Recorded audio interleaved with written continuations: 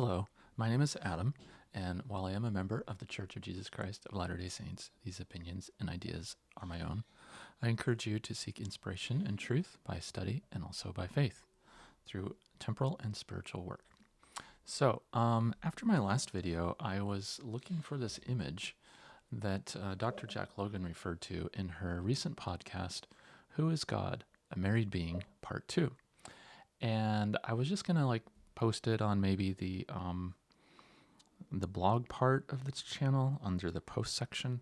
But then I thought, you know what? I'm just going to see if I can copy it, do some images. And I decided, you know what? Let's just do a small presentation on it. And I learned a couple things. So I wanted to share this with you. This is going to be part 10 of my series on women, temporal power. Hopefully, I think this will be the last one until I go to priestesses and the spiritual power. So this is the Virgin Mary, Mother of Jesus, as a queen. So I went to her website, and the link is right here, and it was from St. Michael's Cathedral in Sitka, Alaska. And it's showing the Virgin Mary, Mother of Jesus, as a queen with an 8-pointed star on her forehead, symbolizing an exalted god or goddess who lives in the sacred center, aka a temple. So I found it, and I thought I would share how she shared it, both the AI generated transcript of the audio podcast, and the little section from it. And you notice here in the upper right-hand corner, it says inexhaustible cup. It's kind of hard to tell what it's saying, but that's what it is. And remember, this is in the Greek Orthodox Russian Church. So the Russians, to recap from my last video, they were in Alaska and they were fur traders.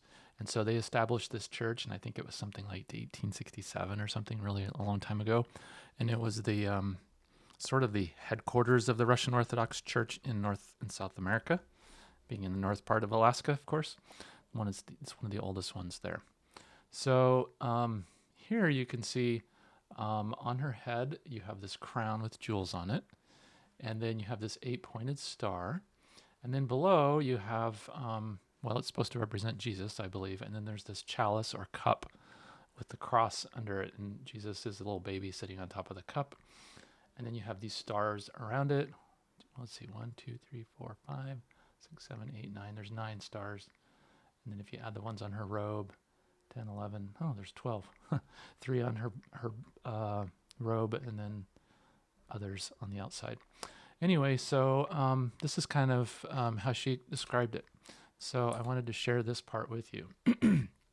Here's what the church looks from the outside. I found it both on Wikipedia. The link here is on Wikipedia, but I also found it in the National Park Service as a historic historic site. If you want to understand what the sacred center is, it's symbolizing a temple. It's symbolizing a holy space.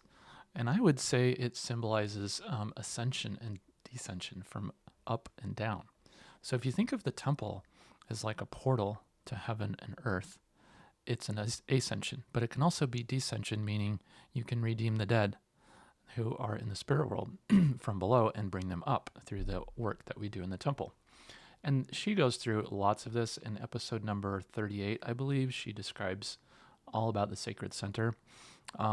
And you can actually compare your temple to a body, your body to the temple. And if you think about the sacred center, that's where the procreative forces of life are and where the fruit of the womb comes from in both male and female. And so it is a sacred center in the human body as well as in temples and edifices and structures. So again, this was episode 57 from this image here. And here's the transcript. So I'm just going to read this part to you. And this is Dr. Jack Logan. Her name is Jacqueline, but she goes by Jack. So don't let the traditional male Jack name confuse you. It is a woman. A couple of weeks ago, I was in the beautiful town of Sitka, Alaska. If you've never been there, it's worth visiting. In the center of the town sits a small cathedral, St. Michael's Cathedral. It's the oldest Russian Orthodox cathedral in the United States. In the early 19th century, the Russians controlled the fur trade in what we now call Alaska. And Sitka served as their headquarters. So while I was there, I dropped in and I was immediately struck by this large, beautiful icon of Mary. It's called Our Lady of the Inexhaustible Cup. In this image, which is a recent commission, Mary is depicted wearing a crimson cosmic robe. There are two 8-pointed stars sitting on her shoulders. The robe veils her head, and in the very center of the veil, the center of her forehead, sits a prominent 8-pointed star. Now, we've discussed this several times on the program. The 8-pointed star is the symbol for deified beings, for gods who reside in the sacred center. If you'd like to know more about this, give episode number 33 a listen, entitled, quote, "And he went a little further," unquote. Continuing on. What I found most striking, though, was that Mary was depicted wearing a jeweled crown. She's depicted as a queen. And with her cosmic robes, this surely conveys that she is the queen of heaven. A queen is one who rules over a kingdom. The artist is anonymous. This is common for icons, so we don't know who created it. But based on the symbolism of the icon, the artist is conveying that Mary is both a god and a queen, both of which defy Orthodox theology. If Mary is the mother of Jesus, then we need to reassess whether God has a wife. I mean, in the New Testament, Christ is conceived with a woman. He doesn't do it alone. And if Mary is a god, then we have to reassess strict monotheism. And if Mary is a queen, she reigns over a kingdom. And then we need to reassess whether God reigns as a solitary being. All of these are modern-day reassessments. The ancients always taught these things. So why is this icon sitting prominently in St. Michael's Cathedral? I do not know. What it suggests to me is that deep down, somebody already seems to know these things or believe these things. If you'd like to see a picture of Our Lady of the Inexhaustible Cup, you can find it on the webpage for this episode. Unquote. So, I actually Googled it, and she said, I don't know where this came from. I don't know who the artist was. And I was like, well, let's start with Googling the Inexhaustible Cup, Our Lady of the Inexhaustible Cup. And so in Catholicism and a lot of religious, whether it's Protestant or Christian, when they say Our Lady something, it's usually referring to Mary. And then there's a suffix like Our Lady of the Conception or Our Lady of the Snow or something. And this one is of the Exhaustible Cup. So I Googled it. I readily found this image on the right here. And it was interesting because it was from an eBay auction. Somebody was selling a painting of Our Lady of the Inexhaustible Cup. And this one was really pretty clear and higher resolution. So I put this one on here so you could see it. But you don't get the context of the circle on the left like you have here. But you get the idea, and you can see it a little bit clearer. So I learned something about it. Now, I don't speak Russian, so I'm going to do my best to pronounce these words. This is from Wikipedia, and it turned out Wikipedia had an article called The Inexhaustible Chalice, and it's a well-known portrait or icon. And you notice that both of them are holding their arms up, both Jesus and Mary, which is interesting. And Mary's wearing the crown. It says Russian, and I can't pronounce it, so there's the Cyrillic Russian for it. Also known in English as Inexhaustible Cup or Non-Intoxicating Chalice, is a wonder-working icon of the Mother of God, which revealed itself in Srpkov, Russia. SCP, the P is an R in Russian, if I remember right. It's a rho, because Russian comes from the Greek, so it's probably Surkov, Russia, in 1878. The icon is venerated in the Russian Orthodox Church and has become known for healing those who suffer from alcoholism, drug abuse, and other forms of addiction. The icon depicts the Theotokos, which is Mary, with hands raised in the orans position, similar to icons of Our Lady of the Sign. The Christ child is shown standing in a chalice with both hands raised in blessing.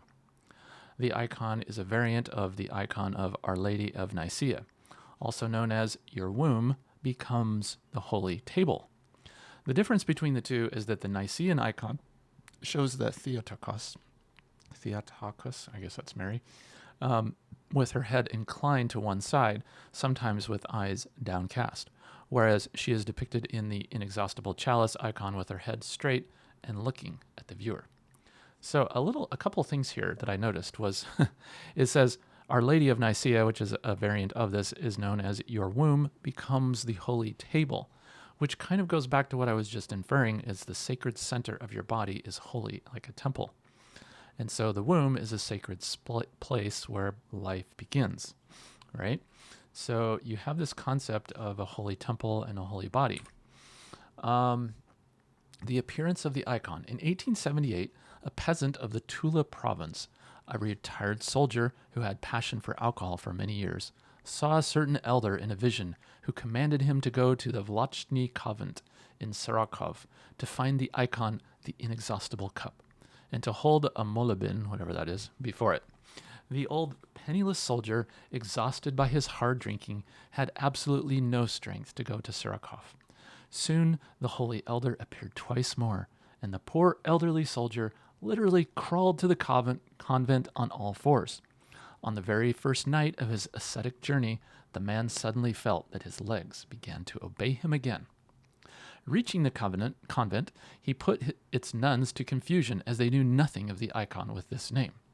Then a nun remembered of an icon that hung in the convent passageway from the St. George Church, which portrayed a chalice. Everybody was greatly amazed when they saw the inscription, the inexhaustible cup, on the back of the icon. Remarkably, when the man came up to the shrine of St. Varlam, he at once recognized in him the holy elder who had appeared to him in the vision and commanded him to go to the Mother of God for healing from alcoholism. The news of the wondrous miracle rapidly spread over many towns and villages. From everywhere, those possessed with this terrible passion flocked to the miracle-working icon, venerated the inexhaustible chalice, and gave up drinking. Thus peace and quiet began to reign in their homes, and all this was through the prayers of the protectress of mankind. After the October Revolution, the original inexhaustible cup icon was moved to St. Nicholas Cathedral. During the years 1919 to 1928, 8 copies were painted. After the cathedral was closed in 1929, most of its icons were burned, and the fate of the wonder-working icon and the 8 copies is unknown. So this is interesting. They always have a little story behind it about why it's sacred or special. There's usually some miracle associated with it. And so this is the miracle. Somebody appears out of nowhere, tells them to do something, and then there's a miracle. And this is a pattern in a lot of Protestant or Catholic churches. I served mission in Spain, and so I speak Spanish, and there was a lot of stories that I heard like this in Spain. It was very common for people to just accept these visions and dreams and manifestations. And so when we would teach about Joseph Smith in the first vision and God saw God the Father and his son Jesus Christ in the grove, they would say, oh yeah, and so did Maria de la Concepcion or Maria Candelaria. She saw God on the top of a mountain, or like in the snow. So she was known as Maria de las Nieves because she had appeared on the snow or something like that. And so they had no problem accepting it in a lot of cases, but then it was accepting the doctrine and the implications. That's where it became a little bit more, like you have to have your own testimony, right, of the first vision. So this is really interesting to learn about that and a little bit more on it. In 1991, the men's Vatsky Monastery in Sarakov, founded in 1374 by St. Sergius of Radonez, was opened under the direction of Archimandrite Joseph Balabanov, now Bishop of Berodskin and Kuldyrsk. In 1992, the iconographer Alexander Sokolov painted a new copy of the icon in the Byzantine style. It had been determined by Archimandrite Joseph that the prototype icon was of Byzantine style, based on a description written by the Orthodox Russian priest and martyr, Jacob Ivanovich Brilentov. In 1993, it was installed in the Vatsky Monastery, where it is now venerated as a wonder-working, particularly in healing from addiction. This icon has become renowned through all of Russia and throughout the Orthodox world. The Vatsky Monastery has since become the major shrine of the icon of the inexhaustible chalice.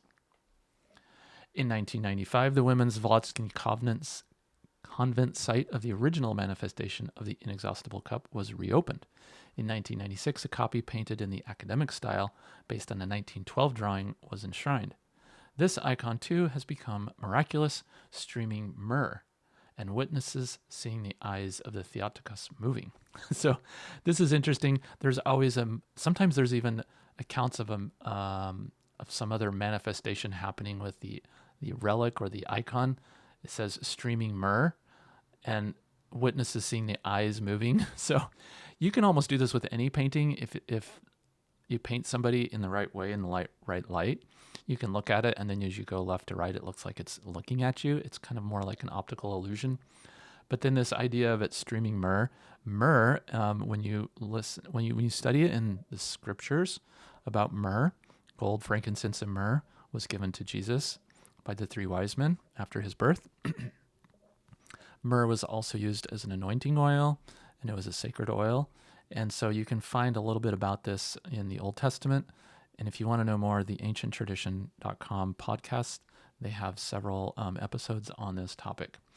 So it's interesting that it's myrrh. It's like this holy oil that is said to like exude this oil or whatever. So that's interesting.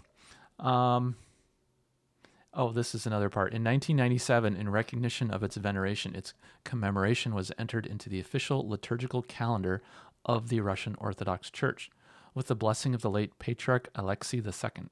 The feast day is listed as May, Old Style, or May 5th, Old Style, or May 18th, New Style date, the date of the repose of Saint Varlam. The Vlachny Convent continues to celebrate the feast day of the Inexhaustible Chalice on November 27th, Old Style, or December 10th, New Style date. New Style is what our date is now in our traditional Gregorian calendar. The feast day of Our Lady of the Sign. And then there's some kind of, I don't know what this means, ankathist and molybden to the Inexhaustible Chalice have been composed in Russian and English. Maybe it's a poem or a song or something, I don't know. People suffering from alcoholism, drug addiction, and other dependencies continue to appeal to God for help and healing through the icon of the Inexhaustible Chalice. And then it's even used in recovery programs and addiction recovery programs in Russia. Since the early 1990s, 60 drug rehabilitation centers in Russia are run by the Russian Orthodox Church. The Pokrov Tvrensky Convent has a skeet dedicated to the Inexhaustible Chalice, where men and women suffering from addictions go through a recovery program.